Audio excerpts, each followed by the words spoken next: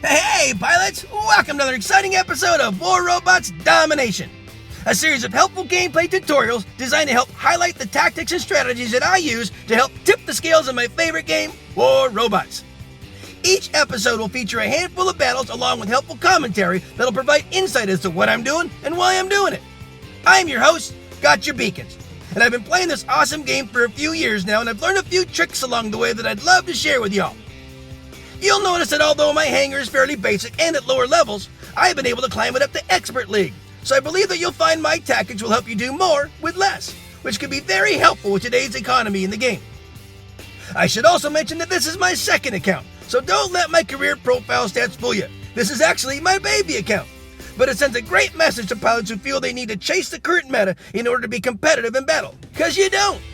Wise gameplay can usually overcome any fancy gimmick. A death button is a great example. It can still melt just about any build, and its heritage stems all the way back to nearly the beginning of the game.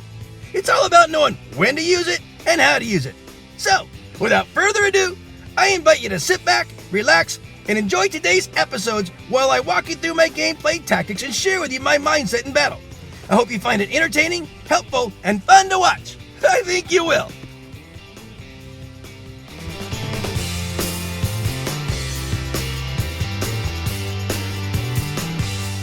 I'm going to call this battle unbelievable, and I'll explain why as we go along here, guys. Make sure you stick around for this one. Hey, enjoy my friends in the background and status as they play their awesome song, November. All right, guys, this is Springfield. I put my open map deck in here. This is my beautiful Zeus Fury Major Pain. I walk up here to this broken little section of the bridge. I can poke right over the top and pick off anyone that's sticking their nose out on either side of the center, and they can't touch me. Now, in a perfect world, I have a couple mates go up to my right, up to the silos, tag that beacon, and then start pressing into the center. And then the rest of my mates go up to the left, up to the platform there, cap that beacon, and then start crossing the bridge. But as I'm panning around, you can see not everyone's doing what they could be doing, and I'm kind of camping here too, but we got two campers up to my right, I got a catatonic guy behind me, and the guys to the left really didn't do too much here. So I'm looking at my panicometer at the top there, the beacon bar, the beacon count, and all that stuff. I explained what a panicometer is up the top there.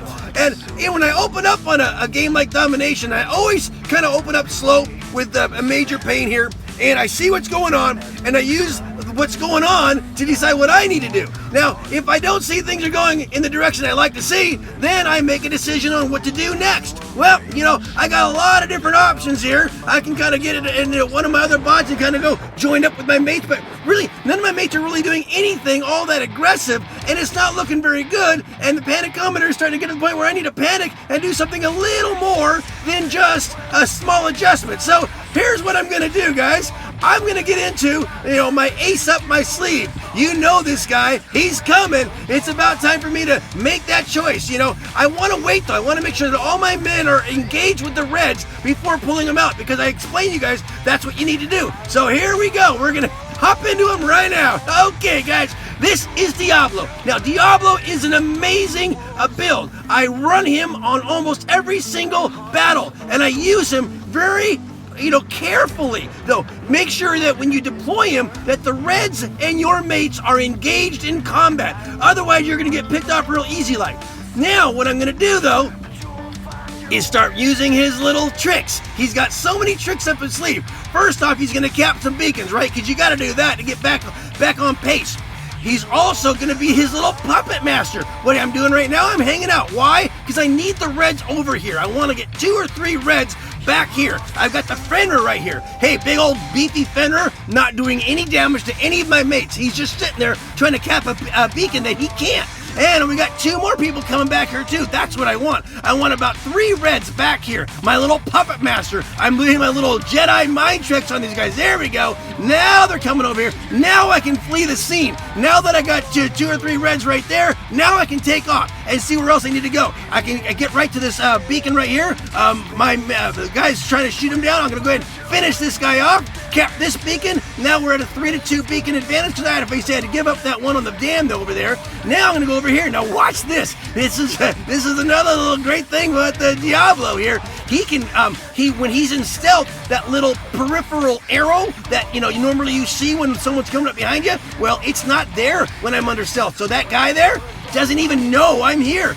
snuck up behind him. So now we're at a 4-1 beacon advantage. Guess what? My panicometer, it's starting to look a little less panicky, isn't it? So now I'm going to go back over here. Look at that, an uncontested beacon. You know where I'm going. This is what I'm going to do. You know, Diablo has so many tricks up his sleeve. He can kind of go where he needs to go.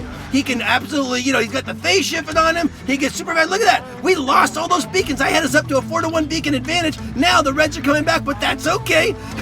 Little Diablo, he is unbelievable. Now he's got two Reds on him, a Fenrir again, and a Raven, it looks like. I'll just flee that scene. Get out of there. Get out of there where it's hot. Go back over here. Oh, but my man got that one, so he's coming back. So we're getting back up to a 4-1 beacon advantage. The panicometer starting to look good again. I'm going to go back up over here, the 4-1. Now we just got to let this simmer. I'm going to go ahead and threaten this one. Now, Diablo, he's still got pretty good health going on, too. He's got two tough little Reds after him. And we just got a 4-capper here, so that doesn't really matter. I can keep these guys busy just long enough for this thing to be a nice green banner. I'm going to go ahead and jump down here. These guys have been working real hard. Hey, I am Diablo, and I am unbelievable. Yeah, that's right. Those guys tried so hard, but it really didn't matter. You know, Diablo is absolutely unbelievable. He's a puppet master extraordinaire. He's a capper extraordinaire. He can do so many things in the battlefield just by himself. He can make a losing battle turn into a winning battle. He can wake up the troops, all those kind of things, because he is absolutely unbelievable. My favorite bot for sure. Great pellets on both sides. If you see your name, thanks for the game. Peace out. I'm going to call this battle Know Your Place, and I'll explain why as we go along here, guys. Enjoy my friends in the background and status as they play their awesome song, Woodish. All right, guys, so this is Power Plant. I put in my closed map deck. These are all more nimble knife fighter type builds. This is Frick. He's my Death Button Raven. He's an awesome build. I'll tell you what, though, he's old school as far as death buttons are concerned, but, you know, they're pretty powerful. And on a Raven, you know, old school was on a Griffin. Raven's just like an enhanced version of a Griffin. And a double jump allows him to be a little more nimble, travel a little more distance in a split second. Watch me go after behind enemy lines and grab this one here. That allowed him to do that. That double jump is really kind of nice. You know, and I can kind of defend myself, you know, but this is old school. You know, there's some pretty fancy stuff out there, and I didn't do this one right. You got a leech, he's gonna just vaporize me. You know, I gotta tell you guys, I do this on my baby account. All these tutorials are made on my baby account. I did it intentionally. These are level 6 bots, level 9 weapons. I've said it plenty of times before. It's on my intro. I do this for a reason, though, so you guys can see that, you know, you can go into these battles, you know, and always find a way to be formidable. You gotta know your place, though. So, you know, sometimes matchmaking will put you in amongst other mates that are about your same level. And you can almost tell right off the get-go if you're shooting them and, you know, and they're dying, well, they're probably on your same league. But if you're shooting them and it's not making a scratch, or if you see a lot more, you know, guys around you that are in much higher firepower, or much higher, you know, level bots type thing, then it's important that you understand that, you know, it doesn't mean you can't compete. It means you have to know your place. So figure out where you belong in every battle, where you stand against the rest of your mates. And then if you know that you're in way over your head and you're facing a bunch of, opponents that are much higher than you, and it also means that you're probably in battle with opponents that are, you know, with mates that are just as high as the other guys, well, don't try to lead the charge. Know your place. I figured out pretty quick like that I was in way over my head. Although I'm in Masters, I'm facing a lot of high Masters and champs with my level 6 bots and level 9 weapons. So rather than trying to run around and try to do too much stuff, you know, lead the charge, what I've done is I've hopped into Sir Nightmare here. He's my Nightingale. Now, what I've done is I've obviously picked a very smart place to put him. Now, when he flies up like this, he is shooting suppression beams down. That means that everyone I'm hitting, all their weaponry, is really not doing a lot of damage. That's important on those big owl mings like that. And obviously those guys have got some amazing firepower on them. Those ones got those ones that, you know, they're even like rockets. So I'm facing Reds right now that have probably spent thousands of dollars on those equipment right there. That's crazy. Well, I haven't. These are level 6 bots. So I'm simply trying to find places where I can do my job. Now, Does that mean I'm not doing anything? No, but I'm not doing as much as the rest of my team because they're probably in their very high-end expensive gear, and I've just been thrown in with them by matchmaking. So I found my place. I found a good place where I can do some good for my team. I am suppressing anyone that comes in this direction, and my team has been doing an amazing job because they're probably able to with their high-end equipment, and they were able to go around and do their job too. Now, I didn't mech out, didn't even come close to meching out. But once I figured out where I was, what I was in against, what I was in with, I had to find my place. So when you're in there and you realize that you're in way over your head, know your place, figure out what you can do, be ready for that, make sure that you're supporting your mates, don't hide somewhere, but do some good. There you go, great pilots on both sides. If you see your name, thanks for the game. Peace out. I'm going to call this battle Nightmare Rush, and you're definitely going to see why. Stick around here, guys. Enjoy my friends in the background and status as they play their awesome song, War. Perfect for this battle. All right, guys, this is this episode's Beacon Rush battle. I take Frick. He's my Death Button Raven. Take him right into the middle here with a double jump. Gets him here before anyone else, but the Reds got there first, and they turned it red. Not good. So this is Sir Nightmare. He's my Nightingale. I was lucky enough to win him. I filled out a survey for Pick Sonic, and it allowed me to pick the bot of my choice if they randomly chose me, and they did. So I got a Nightingale, and it's really kind of an interesting build. So when you fly up, he heals himself. He also puts a healing beam down on my mates, and then he shoots out these suppression beams. It's kind of like, it shoots them down so their weaponry doesn't hit you too hard. And it doesn't lock them down. It just suppresses their fire, so their fire is not as potent. Also, I got these cryo weapons. So when they shoot out little snowballs, which do freeze them when they're down. I mean, they kind of freeze them and makes them stop for a little bit. Now I got that Spectre trying to shoot after me. Well, this is really a new bot for me, and I'm really learning his rhythm, and his strengths, and all. But I'll tell you what, he is a fun bot once you start getting used to him. And I'm still learning him, and I'm kind of figuring out where I can, how to land it, when do I land it. It's kind of like flying in an AJ, you kind of get used to it, because if you land out in the open, you're going to get picked off because they're not that strong or durable. Now, if you have suppressed a bot that you're, a red that you're landing in front of, their initial shots aren't going to hit you, but you're going to land and you're still going to get pegged by maybe someone that you didn't hit. So you really kind of want to try to plan your flight path so that you're landing, in cover. But then when you take up and you take flight, not only you healed and you can suppress them,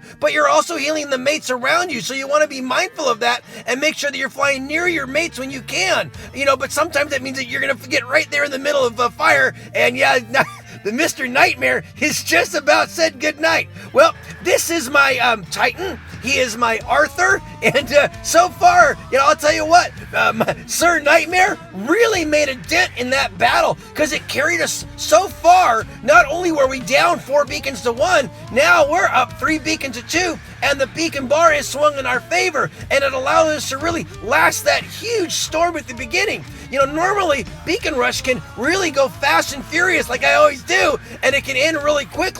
Luckily, my mates were able to survive, and also Sir Nightmare was able to really aid in that and keep our guys alive while we pushed on back, and we have some guys that are being mindful of the beacons, and we're getting ready to have a 4-capper. Now we're getting ready to have a 5-capper, and this is going to be the end of the Reds as we know it. So Sir Nightmare really did a number. Now it's just a matter of letting this 5-capper or 4.5-capper simmer. I'm going to go up and see what I can do. I can't get any close to those guys. I can get close to this guy, but it really won't matter. The game is over. Nice green banner at the end there. Definitely, that was a nightmare of a rush for the Reds, and Sir Nightmare did a really nice, job on doing that. So if you get a nightmare, just remember that, plan your flight, make sure you're landing behind, with structures. It doesn't take that long for the cooldown, so it's a pretty good one, and it was a whole lot of fun. That's a great battle, great pilots on both sides, and if you see your name, thanks for the game. Peace out. Well, friends, that just about wraps it up for another episode. Thanks so much for watching. I hope you enjoyed what you saw and were able to take something you learned and use it in battle. I add content to my YouTube channel on a regular basis, so if you like what you see, please tap on the subscription button and then tap the bell to be notified when new episodes are released. Or just click on an old episode and maybe catch another tip that'll help you up your game. Also, Discord is a great way to connect with other amazing pilots, keep up on the latest news, and learn more ways to improve your gaming experience. Without question, one of the best Discord servers out there is War Robot's Master Pilots. Managed by some of the best pilots in the game today, it features a robust list of informational, tutorial, and informative channels to cover anything and everything related to this awesome game. So definitely take a moment to click on the link in the description of this episode and check them out. Finally, my goal is to provide you all with entertaining and helpful information that'll help reduce the frustration and increase the fun. So if you feel these videos are helping you, please share them with a friend, someone you think might benefit from them. Well, that's about it for today, guys. As always, keep them blue out there, and I hope to see you on the battlefield. Just make sure you're having fun, because if you're not, you're doing it wrong. I love you all for your support. Play well. Peace out.